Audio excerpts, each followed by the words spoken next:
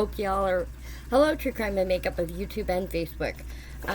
Hope y'all are in for a wild segment. We have 8 pages on the Edmund Kemper case. This is going to be great, I'm sure.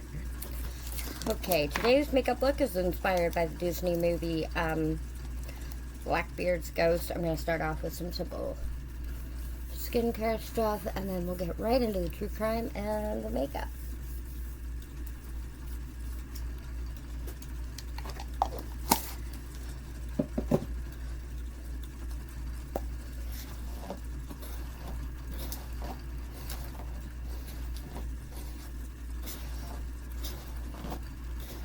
I'm also going to go ahead and do my hair and get it out of the way so I don't have to stress over it during the end of the vlog. No waiver today. We'll do that later this week. Maybe tomorrow. I don't know. Just depends.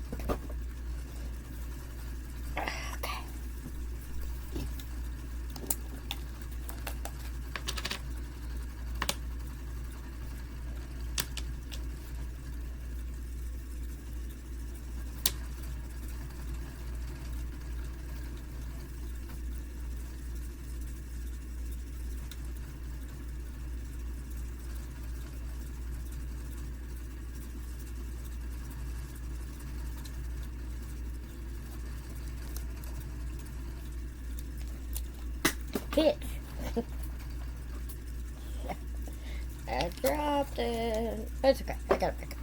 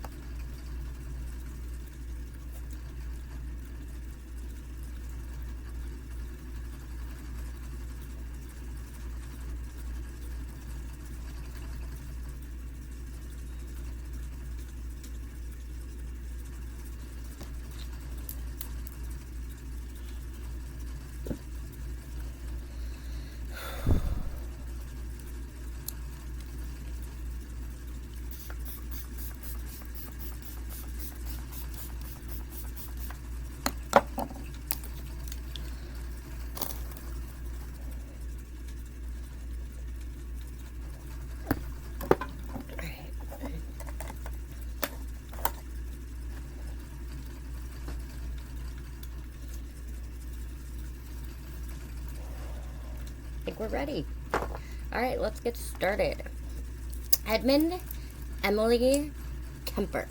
Edmund Emil Kemper was an American serial killer who murdered 6 college students before murdering his mother and her best friend from September 1972 to April 1983, following his parole for murdering his paternal grandparents. Kemper was nicknamed the Co-Ed Killer, as most of his victims were female college students hitchhiking in the vicinity of Santa Cruz County, California. He is noted for his height of 6 foot 9 inches and his intellect, possessing an IQ of 145. Most of his murders included necrophilia, with occasional incidents of rape. Born in Burbank, California, Kemper had a troubled upbringing. His parents divorced in early life. As a child, he moved to Montana with his mother, Clarnell, who kept Kemper locked in their basement, which had been frequented by rats. He ran away to reunite with his father, but was left behind in North Fork, California, on Christmas Day in 1963, where at the age of 15, he murdered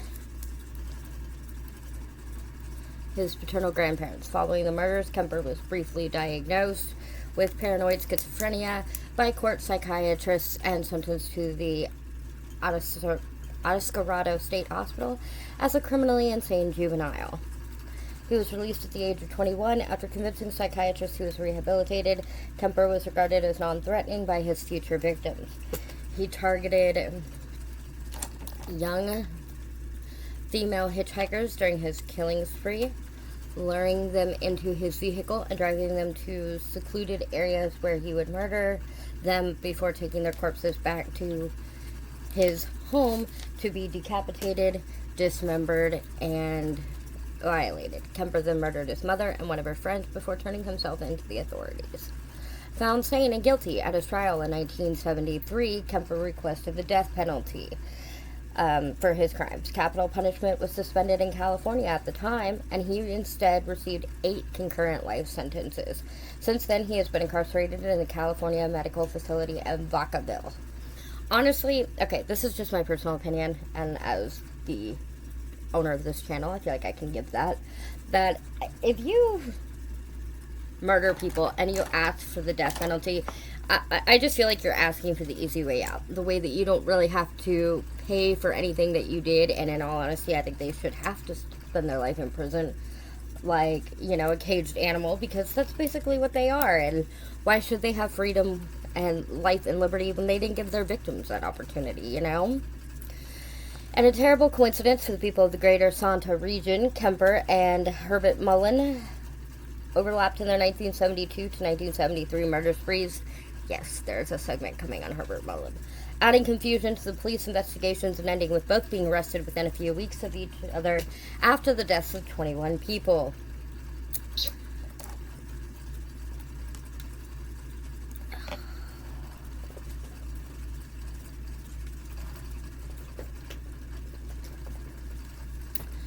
Sorry about that.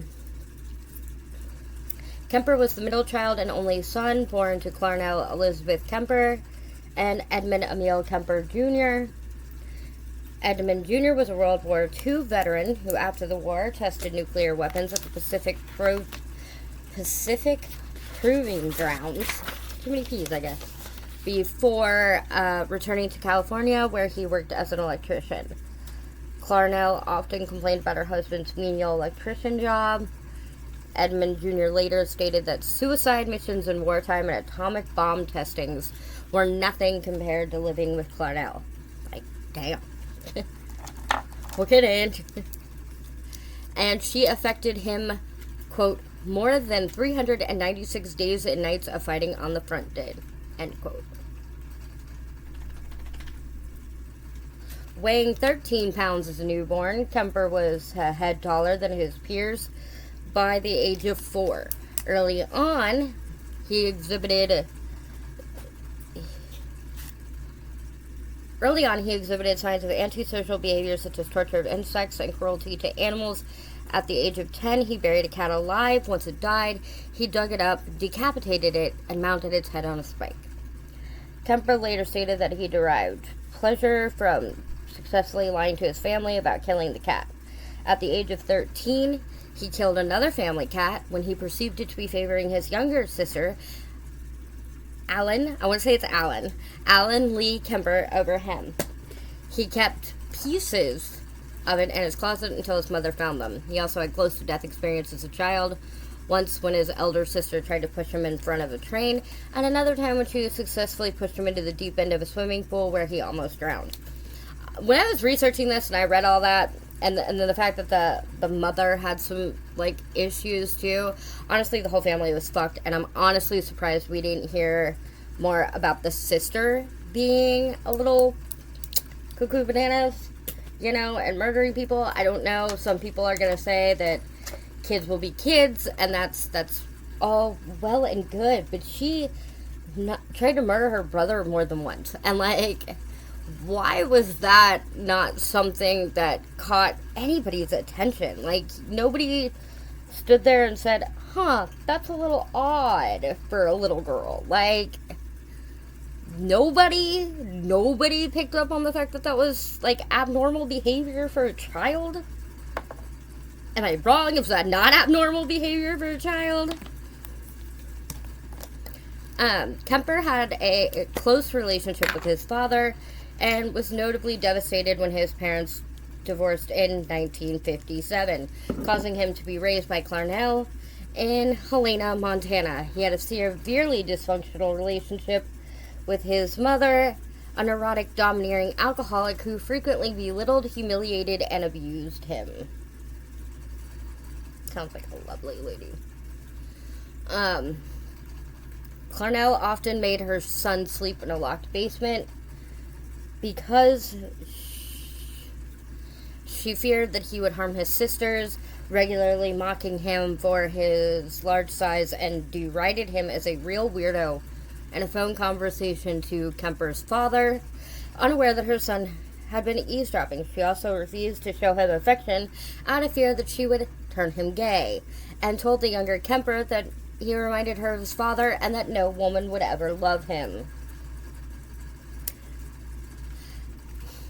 I feel like some of these cases are just further proof that you can really damage your child with your words. Just saying. Kemper later described her as a sick, angry woman, and it has been postulated that she had borderline personality disorder. On August 27th, 1964, at the age of 15, Kemper was sitting at the kitchen table with his grandmother, Maud Matilda Huey Kemper, when they had an argument. Enraged, Kemper stormed off and retrieved a rifle that his grandfather had given him for hunting. Because that's what I think of when I'm mad. So let me get a gun. No, not really. The rifle had been confiscated because he used it to needlessly shoot animals. He then re-entered the kitchen and fatally shot his grandmother in the head before firing twice more into her back. Her last words were, "Oh, you better not be shooting the birds again." Some accounts mention that she also suffered multiple post-mortem stab wounds with a kitchen knife. And honestly, it's back and forth if there was stab wounds, if there wasn't stab wounds, if there wasn't. It's back and forth depending on what websites you look at. And when I do this, I look at everything I can find on these people. And so I can't really determine for sure whether or not she was actually stabbed in addition to being shot. But yeah.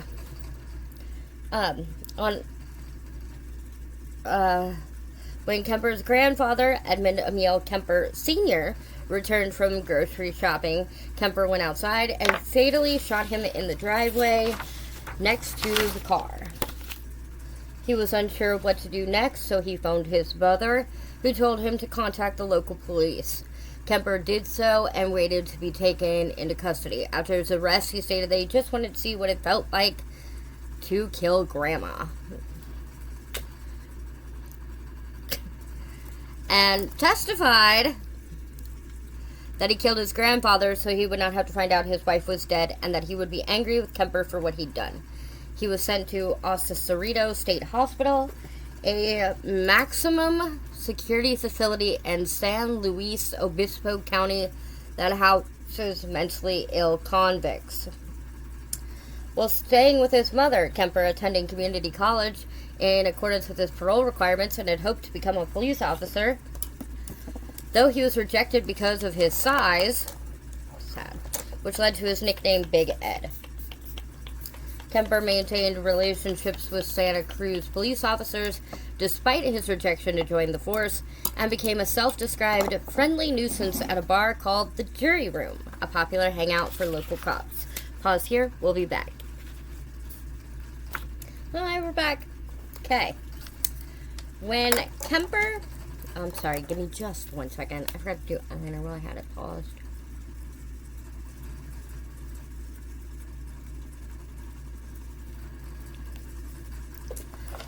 When he had saved enough money, Kemper moved out to live with a friend in Alameda. There, he still complained of being unable to get away from his mother because she regularly phoned him and paid him surprise visits. He often had financial difficulties, which resulted in his frequently returning to his mother's apartment in Aptos. Out of St. Cruz Beach, Kemper met a student from Turlock High School to who he became engaged in March 1973. The engagement was broken off after Kemper's second arrest, and his fiance's parents requested her name not be revealed to the public. And I did find her name, but because they don't want her name out there, whether they're alive or she's alive or whatever, she had kids, I will not be putting her name out there.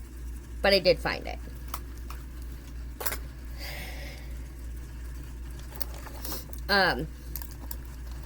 That same year that he began working for the Highway Division, Kemper was hit by a car while riding a motorcycle that he had recently purchased. His arm was badly injured in the crash, and he received a $15,000, about $90,000 in 2019 when adjusted for inflation, settlement in the civil suit he filed against the car's driver. As he was driving around in the 1969 Ford Galaxy he bought with part of settlement money, he noticed a large number of young women hitchhiking and began storing plastic bags, knives, blankets, and handcuffs in his car. He then began picking up young women and peacefully letting them go. According to Kemper, he picked up around 150 such hitchhikers before he felt homicidal urges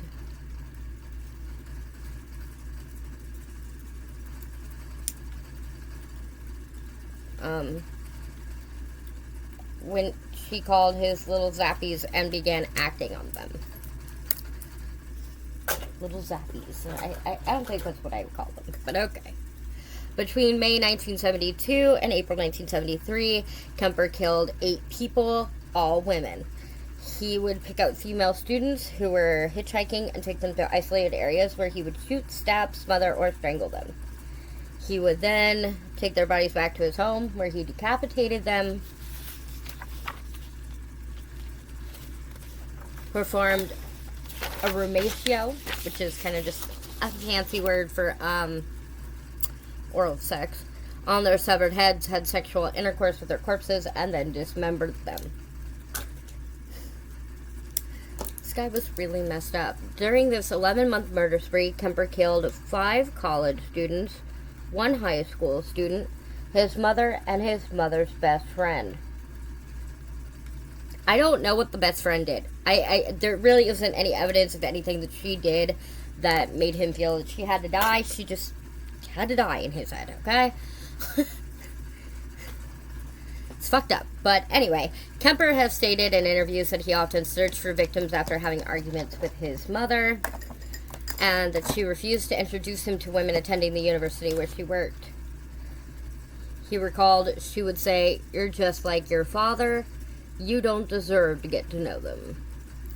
And I think that's very cruel. Like, I mean, first of all, comparing your kid to the parent that you don't get along with, or even that in, like, this case that you really hate, is just wrong. I mean, like, she probably could have saved a lot of people had she just been a bit more affectionate with him. And for all of you out there who think that showing your male child affection is going to turn them gay, that's not how this works. And I say that as a lesbian. Like, that's just not how it works. I'm sorry. I'm sorry to, like, burst your fucking bubble, but that's not how it works. So, I don't know. I think she was responsible in some way in my head. That's how I feel. On May 7th, 1972, Kemper was driving in Berkeley when he picked up 2 students from Fresno State University. Marianne Pesky, 18, and Anita Mary Luchessa, who was also 18, with the pretense of taking them to Stanford University. After driving for an hour, he managed to reach a secluded wooded area near Alameda, with which he was familiar from his work at the highway department, without alerting his passengers that he had changed directions from where they wanted to go. It was there that he handcuffed Pesky and locked Luchessa in the trunk, then stabbed and strangled Pesky to death, subsequently killing Luchessa in a similar manner. Kemper later confessed that while handcuffing Pesky, he brushed the back of his hand against one of her breasts, and it embarrassed him, adding that he said, quote, "Whoops, I'm sorry," or something like that, end quote, after grazing her breast despite murdering her minutes later. And I mean, I get it that most serial rapists and serial killers, or serial killers that commit rape within their crimes, that they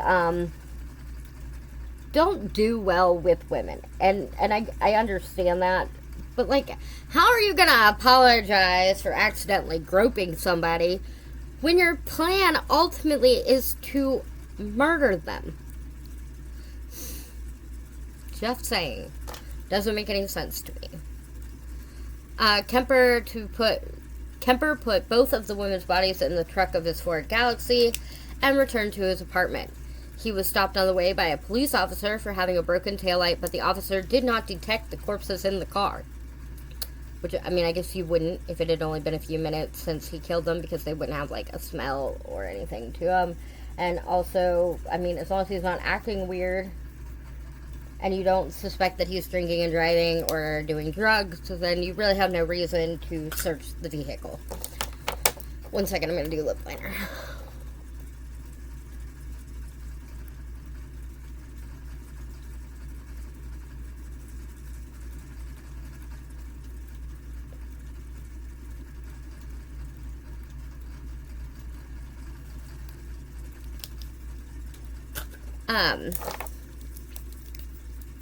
Like I said, you wouldn't really have any reason to. Kemper's roommate was not at home, so he took the bodies into his apartment, where he photographed and had sexual intercourse with the naked corpses before dismembering them.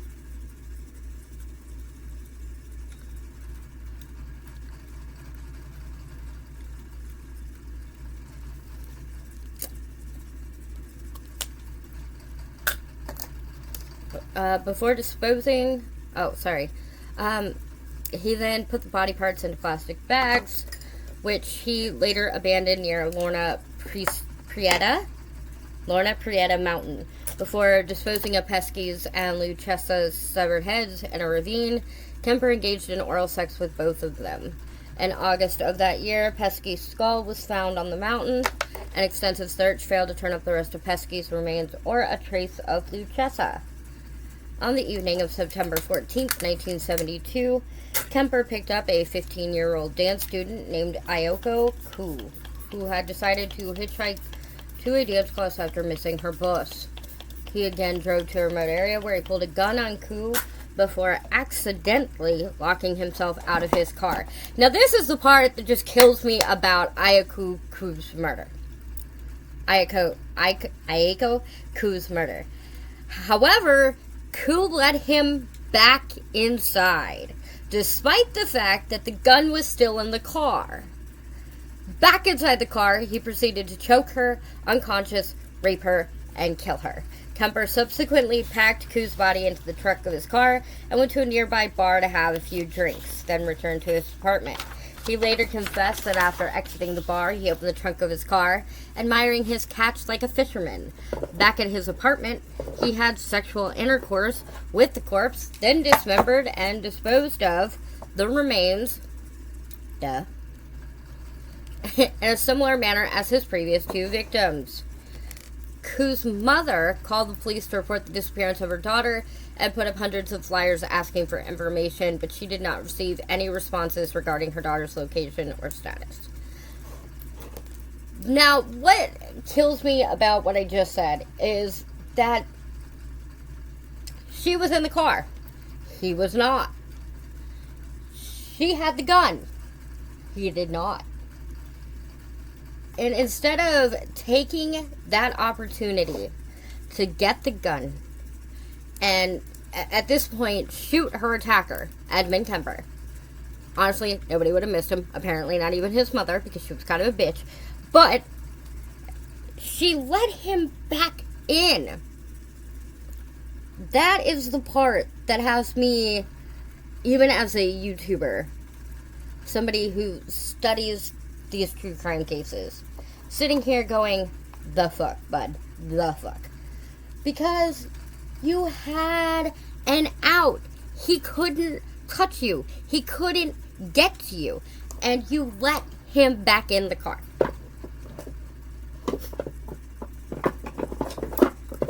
And this is always the part for me where I'm like,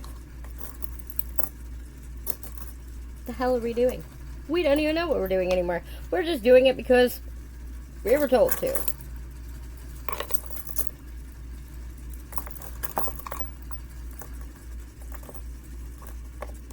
Sorry, y'all. I'm trying to find my other earrings here.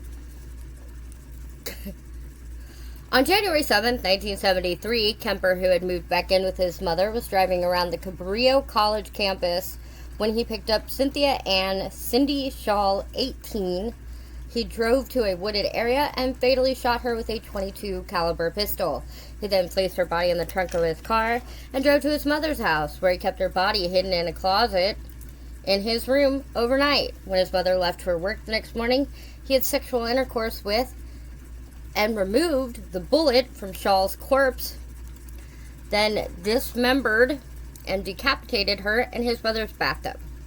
Kemper kept Shaw's severed head for several days, regularly engaging in a rumatio with it, then buried it in his mother's garden, facing upward toward her bedroom. After his arrest, he stated that he did this because his mother always wanted people to look up to her. He then discarded the rest of Shaw's remains by throwing them off a cliff. Over the course of the following few weeks, all except Shaw's head and right hand were discovered and pieced together like a macabre jigsaw puzzle. A pathologist determined that Shaw had been cut into pieces with a power saw. On February 15th, 1973, after a heated argument with his mother, Kemper left his house in search of possible victims. With heightened suspicion of a serial killer preying on hitchhikers in the Santa Cruz area, students had been advised to accept rides only from cars with university stickers on them. Kemper was able to obtain such a sticker as his mother worked at UCSC. He encountered Rosalind Heather Thorpe, 23, and Alice Helen Allison Liu, 20, on the UCSC campus. According to Kemper, Rosalind entered the car first. Chrissy can't speak English. And reassuring Allison to also enter. He first fatally shot Rosalind and then Allison with his pistol and wrapped their bodies in blankets. Kemper again brought his victims back to his mother's house. This time he beheaded them in his car and carried the headless corpses into his mother's house to have sex with them. He then dismembered the bodies, removed the bullets to prevent identification, and discarded their remains the next morning. Some remains were found at Eden Canyon a week later, and more were found near Route 1 in March. When questioned in an interview as to why he decapitated his victims, he explained, "The head trip fantasies were a bit like a trophy. You know, the head is where everything is at. The brain, eyes, mouth. That's the person. I remember being told as a kid, you cut off the head, and the body dies. The body is nothing without... There's nothing after the head is cut off." Well, that's not quite true. There's a lot left in the girl's body without the head. I'm going to pause. I'm going to get dressed. Okay. On April 20th, 1973, after coming home from a party, Clarnell Elizabeth Stromberg, 52, awakened her son with her arrival while sitting in her bed reading a book. She noticed Kemper enter her room and said to him, "I suppose you're going to want to sit up all night and talk now." Kemper replied, "No, good night." He then waited for her to fall asleep. Then he sneaked back into her room, bludgeoned her with a claw hammer, and slit her throat with a penknife. He then decapitated her and engaged in a rumatio with her severed head, then used it as a dartboard. Kemper stated that he put her head on a shelf and screamed at it for an hour, threw darts at it, and he ultimately smashed her face in. He also cut out her tongue and larynx and put them in the garbage disposal. However, the garbage disposal could not break down the tough vocal cords, and he ejected the tissue back into the sink. That seemed appropriate, as much as she'd bitched and screamed and yelled at me over so many years. Kemper later said he hid his mother's corpse in a closet and went to drink at a nearby bar. Upon his return, he invited his mother's best friend, Sarah Taylor, Sally Hallett, 59, over to the house to have dinner and watch a movie. When Hallett arrived, Kemper strangled her to death to create a cover story that his mother and Hallett had gone away together on vacation. He subsequently put Hallett's corpse in a closet, obscured any outward signs of a disturbance. I can't talk today. I left a note to the police. It read approximately 5:15 a.m. Saturday. No need for her to suffer anymore at the hands of this horrible murderous butcher. It was quick, asleep, the way I wanted it. Not sloppy and incomplete, gents. Just a lack of time. I got things to do. Several hours later, Kemper called the police and asked to speak to an officer he knew. He confessed to that officer the killing of his mother and Hallett, then waited for the police to arrive and take him into custody. Upon his capture, Kemper also confessed to the murders of the 6 students. When asked in a later interview why he turned himself in, Kemper said the original purpose was gone. It wasn't serving any physical or real or emotional purpose. It was just a pure waste of time. Emotionally, I couldn't handle it much longer. Toward the end there, I started feeling the folly of the whole damn thing, and at the point of near exhaustion, near collapse, I just said to hell with it and called it all off. Kemper was indicted on 8 counts of first-degree murder on May 7, 1973. He was assigned the Chief Public Defender of Santa Cruz County, Attorney Jim Jackson. Due to Kemper's explicit and detailed confession, his counsel's only option was to plead not guilty by reason of insanity to the charges. Kemper tried twice to commit suicide in custody. His trial went ahead on October 23, 1973. 3 court-appointed psychiatrists found Kemper to be legally sane. Kemper later recanted the confession about cannibalism. On November, Kemper took the stand. He testified that he killed the victims because he wanted them for myself, like possessions, and attempted to convince the jury that he was insane based on the reasoning that his actions could have been committed only based on one with an aberrant mind. Or aberrant. I'm not entirely sure how to pronounce that word, but that's what was used, so we used it. He said that 2 beings inhabited his body, and that when the killer personality took over, it was kind of like blacking out. On November 8, 1973, the 6-man, 6-woman jury deliberated for 5 hours before declaring Kemper sane and guilty on all counts. He requested for the death penalty, requesting for, quote, death by torture, end quote. However, with a moratorium placed on capital punishment by the Supreme Court of California, he instead received 7 years to life for each count, with these terms to be served concurrently, and was sentenced to the California Medical Facility in Vacaville. In the California Medical Facility, Kemper was incarcerated in the same prison block as the other notorious criminals such as Herbert Mullen and Charles Manson. Kemper showed particular disdain for Mullen, who committed his murders at the same time and in the same area as Kemper. He described Mullen as, quote, just a cold-blooded killer, killing everybody he saw for no good reason, end quote. Kemper manipulated and physically intimidated Mullen, who at 5'9" was more than a foot shorter than he. Kemper stated that, quote, Mullen had a habit of singing and bothering people when somebody tried to watch TV, so I threw water on him to shut him up. Then, when he was a good boy, I'd give him peanuts. Herbie liked peanuts. That was effective because pretty soon he asked permission to sing. That's called behavior modification treatment, end quote. Kemper remains among the general population in prison and is considered a model prisoner. He was in charge of scheduling other inmates' appointments with psychiatrists and was an accomplished craftsman of ceramic cups. He was also a prolific reader of audiobooks for the blind. Kemper was retired from these positions in 2015 after he experienced a stroke and was declared medically disabled. He received his first rules violation report in 2016 for failing to provide a urine sample. At the end of his murder, no apparent motive interview, he said, quote, there's somebody out there that is watching this and hasn't done that, hasn't killed people and wants to, and rages inside and struggles with that feeling, or is watching this and hasn't done that, hasn't killed people and wants to, and rages inside and struggles with that feeling, or is too sure they have it under control. They need to talk to somebody about it. Trust somebody enough to sit down and talk about something that isn't a crime. Thinking that way isn't a crime. Doing it isn't just a crime, it's a horrible thing. It doesn't know when to quit, and it can't be stopped easily once it starts, end quote. Kemper was first eligible for parole in 1979. He was denied parole that year, as well as at parole hearings in 1980, 1981, and 1982. He subsequently waived his right to a hearing in 1985. He was denied in 1988, where he said, quote, society is not ready in any shape or form for me. I can't fault them for that, end quote. He was denied parole again in 1991, and again in 1994. He then waived his right to a hearing in 1997 and 2002. He was denied again in 2007. Prosecutor Aradane Simmons said, quote, "We don't care how much of a model prisoner he is because of the enormity of his crimes," end quote. Kemper waived his right to a hearing again in 2012. He was denied parole in 2017 and is next eligible in 2024. While on trial for murdering his grandparents, Kemper was diagnosed with paranoid schizophrenia by court-appointed psychiatrists. Kemper was later re-diagnosed with personality trait disturbances, passive-aggressive type. In 1973, he was re-diagnosed with antisocialism, narcissistic, and schizotypal personality disorders. And that, ladies and gentlemen, is the horrifying story of Edmund Kemper, aka the co-ed killer.